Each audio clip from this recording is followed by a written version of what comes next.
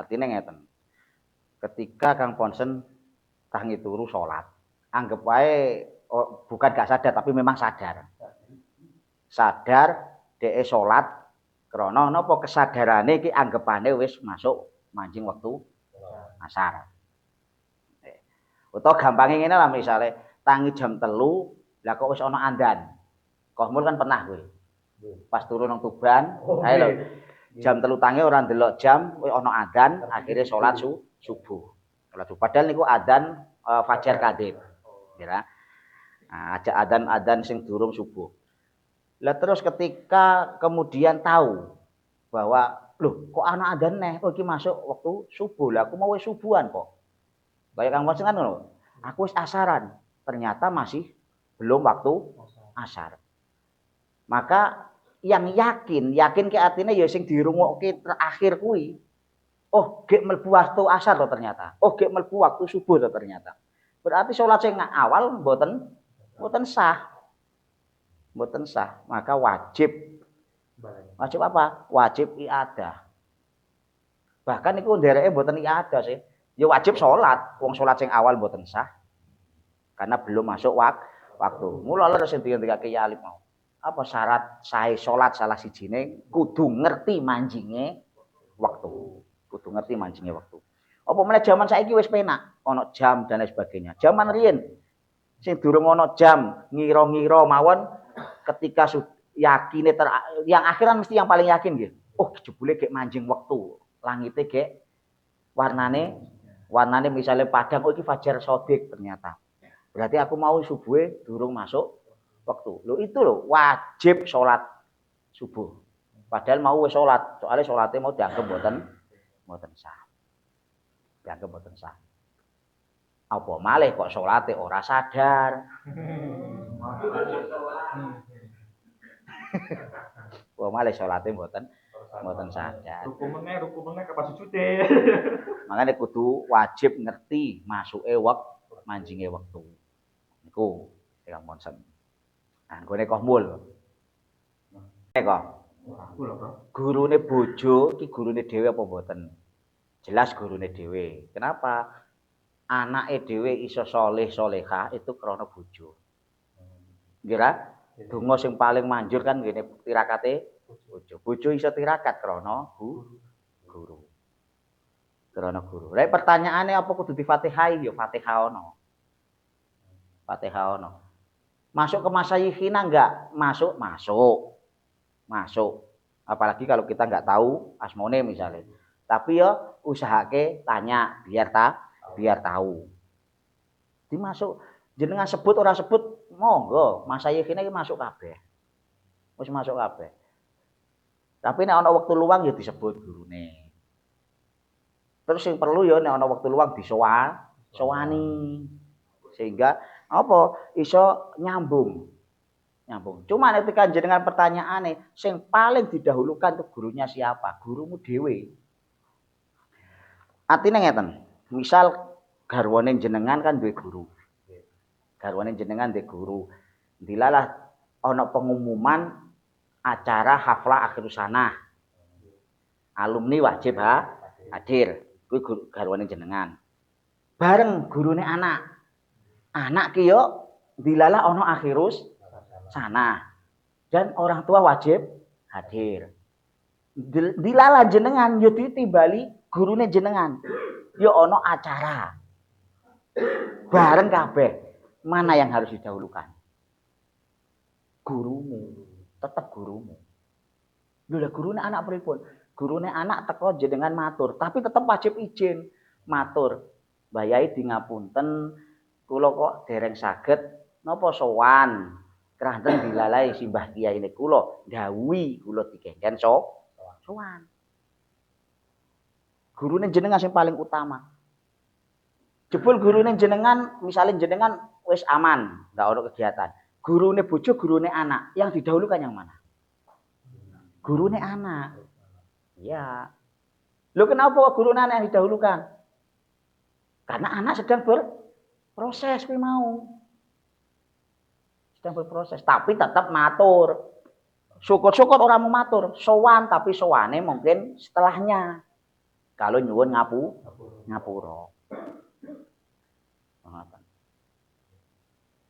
Tapi nek misale gak ono barengan babar blas ujug-ujug gurune garwane jenengan kuwi nganu misale matur ndhawuhi, "Nduk, iki meh ana acara, rewang nang nggonku ya, Nduk ya."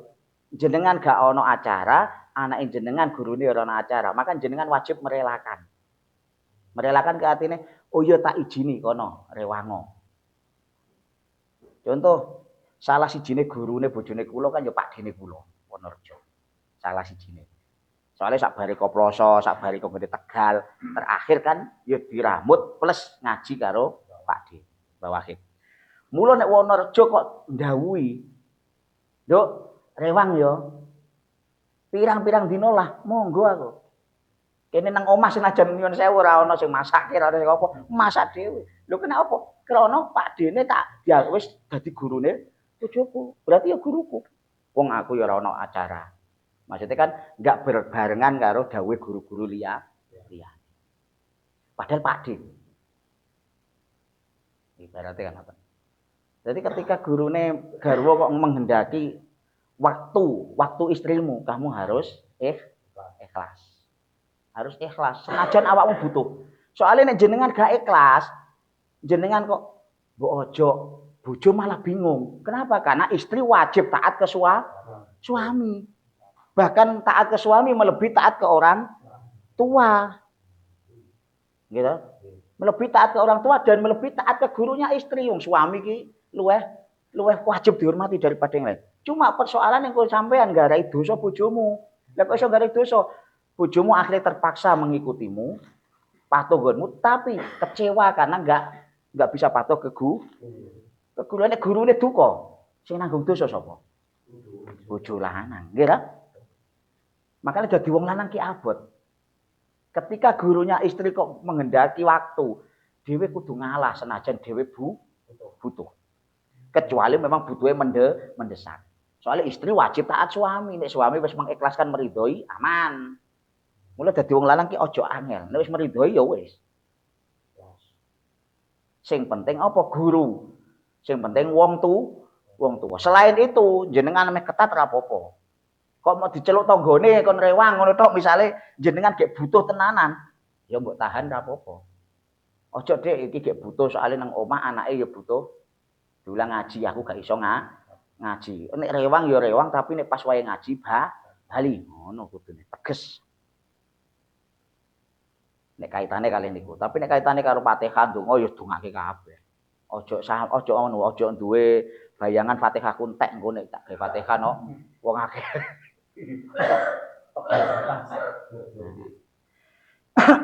Terus amit nyuwun sewu.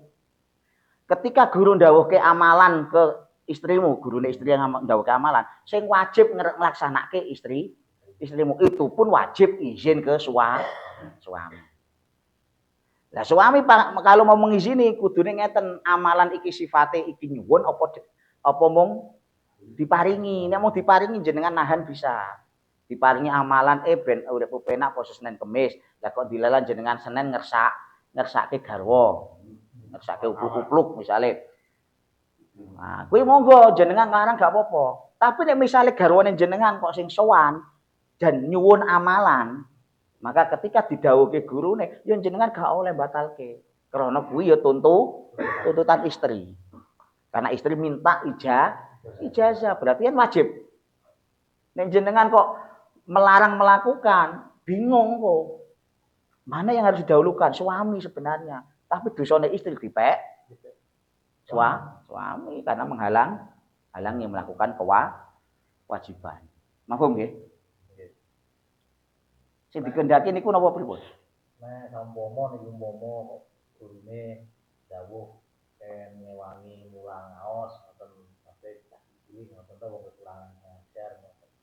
Sedangkan garwane kan juga waktune terbatas ngoten to wong nggih kedah anak alit juga ngoten niku kedah dijalankan mboten harus dijalankan niku. Nah, ketika ngoten satu guru dawuh itu pasti karena satu atas beliau tahu mungkin istrimu ada waktu luang, atau yang kedua karena ketidaktahuan. Kan bisa jadi. Nah, misalnya karena ketidaktahuan, kok teko ndawuhi, anu Nduk, karo mulang-mulang ngaji. Ngaji cacile ben ilmune ya manfaat, cacile ya kopen. Nah, posisinya harus bagaimana? Anak niki harus memberikan paring pirsa lah. Insyaallah mbayai ing pangestune mawon niki amit nyuwun sewu. Kawula kan dilalah kerjane tesih ten pabrik, wangsul jam sak menten wonten lare alit. Nyuwun napa nyuwun petunjukipun. Niku sing matur garwane napa suamine? Bisa istrimu, bisa sampean, tapi sing paling afdol sing lanang. Soalnya apa? Murid kan ame mbantah. Ya ora apik, bukan merawani tok ora apik. Lah garwane sing kudune memberikan pengetahuan. Ambil Mbah Yai garwane kawula kok tesih kerjane ten pabrik dan dilale gadah lare alit nyuwun petunjukipun. Oh, misale nganu ndalu piye? Nek guru kok tesih ngoten, insyaallah teko ngono kan gak kudu bendina berarti. Dawuh ngoten kuwi nek jenengan cethake, wah mboten saged kok Mbah Yai apa malih bendina. Nah, kuwi berarti jenengan cethake dhewe. Nek mung dawuh ngulang ngaji, siji jenengan paring pirsa, oh ternyata istri masih bekerja di sini dan waktunya kan otomatis sempit. Punya anak juga. Nyuwun petunjuke saene pripun. Nek misale kok guru tesih ndhawuhi, ya kan misale nganu lho, anu Mas, bojone sampean ki kon mulang bar isya. Oh nggih insyaallah langsung ngono wae. Penting dilakoni bar isya sedina ora apa-apa. Ngira maksudnya dina niku terus. Kan enggak harus setiap hari.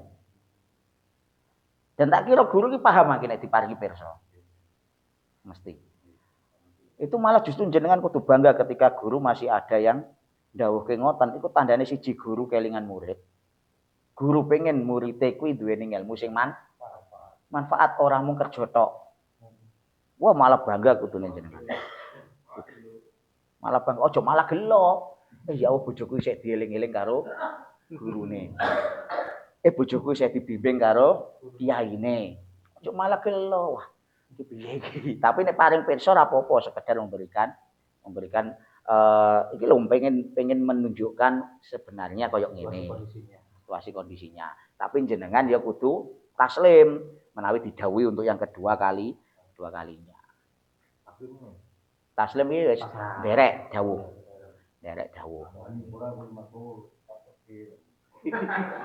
Wani, Mbah. Insyaallah. Nek masalah Fatihah ya Fatihah kabeh, termasuk mara tuwamu sing biyen. Soale kuwi ya tetep selamanya mara tuwa. Liyane Pak Alif mau ngendikake guru ki mung 3. Sampeyan gurumu akeh. Mara tuwa bojo pertama, mara tuwa bojo kedua. Lho ki kan wong tuwa kabeh. Mbah Nanto ya Fatihah. Soale kok nyambungi nggone Rafi karo sing Latifah. Nyambungi ten mriku.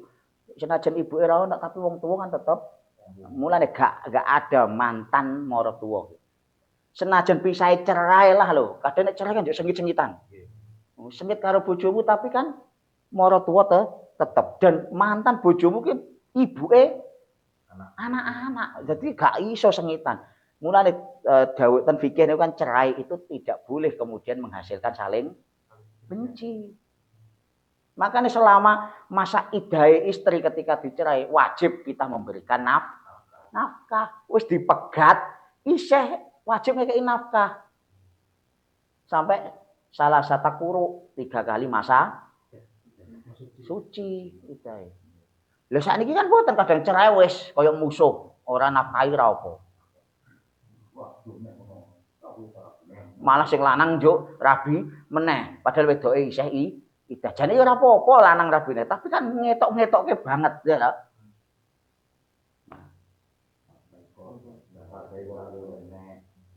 Intine gitu. Berarti gurumu paling akeh kok sakmene iki gurumu paling akeh. Wong tuwamu sing paling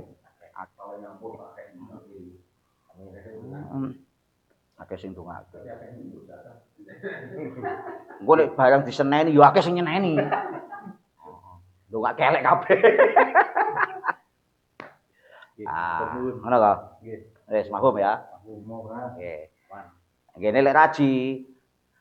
Tetes ngeten, kita harus memilah-milah itu ketika ada kaitannya dengan hukum. Wajib sunnah kita dahulukan yang wajib, sunnah mubah kita dahulukan yang sunnah. Kan ngoten ta ibaratnya. Nah nek pekerjaan kuwi pekerjaan urusan donya. Urusan donya. Ya, nek urusan donya tok kan mubah asline. Tapi nek gawe maisah, digawe urusan maisah untuk menafkahi keluarga dadine kan wajib. Lah pertanyaane kan ngeten sakniki, gawean sing akeh kuwi gawean urusan karo bener Kang Ponsen jaba apa jero? Nek urusan jero gawean keseharian dan itu semuanya bisa jadi maisah. Mana yang harus dahulukan? Ya leres garwane jenengan sakarepmu. Penting rame. Loh, artine kan ngeten, sing ngertos kan panjenengan piyambak. Pundi sing kedahe dilampahi riyen. Tapi nek hubungan dengan orang luar, maka yang wajib didahulukan adalah janji kita dengan orang luar. Kecuali janji kita dengan orang luar terbentur kewajiban kita. Misal, kula janjeni Kang Ponsen, mbuh janjeni napa sok dina Selasa. Lah kok dina Selasa kula ditimbali mbayai, saya wajib menggagalkan Kang Ponsen senajan wis janjeni. Soale didhawuhi saya harus ke sana wajib. Nah, niku. Tapi nek wis giyane Kang Ponsen giyane misale kohmul padahal dhisik Kang Ponsen, lebih dulu Kang Ponsen. Kok terus sing tak dhisikke kok mul tanpa ada konfirmasi. Nah, itu salah plus dolim. Salah plus dolim. Kang Ponsen donga piye wae mandi. Terdolimi to. Kula sing kena. Karena ketika hubungannya dengan orang luar kan janji, janji. Dan itu nggak harus pekerjaan, pokoknya sawade nyanggupi. Nah, itu janji. Oh, no. Listrik ngarep omah kan pedhot kabele. Nah, Kang Fauzan nek ana wektu sesuk disambung. Kena angin wingi lho, mudhar ngene. Iya, madrasah niku lho sing ngarep omah. Iya. Karo nek ngajine nang Kali Dukuh sesuk nggih. Nggih, sios. Nah, sesuk nek pas mulai kerja lah nek kerja. Apa sak Ahad ya kena. Jadi ora. Nyanggupi wisan ngene-ngene kok. Lho, CCTV. Iki wajib dawuh iki.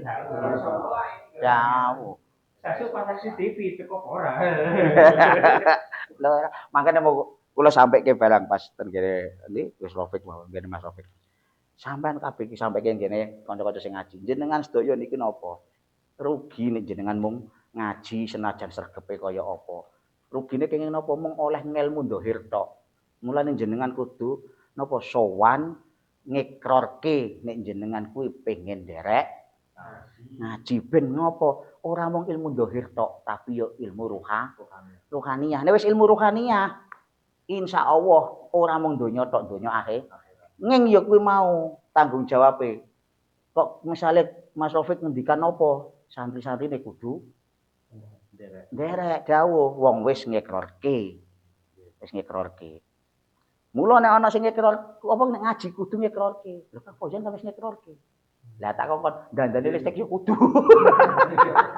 Dawuh kuwi. Oh iya. Tapi waktune monggo luange jenengan.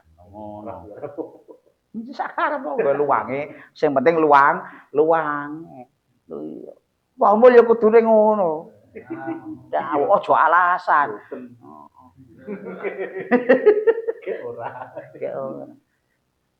Nah niku. Iya, sebut tenang. Jadi memang kersane napa? Kersane ruhaniyah pun ikut nyambung. Jadi ngoten niku. Nah, kembali ke persoalan malih. Jadi nek urusan pekerjaan dalam tanda kutip pekerjaan urusan boten urusan agama nggih.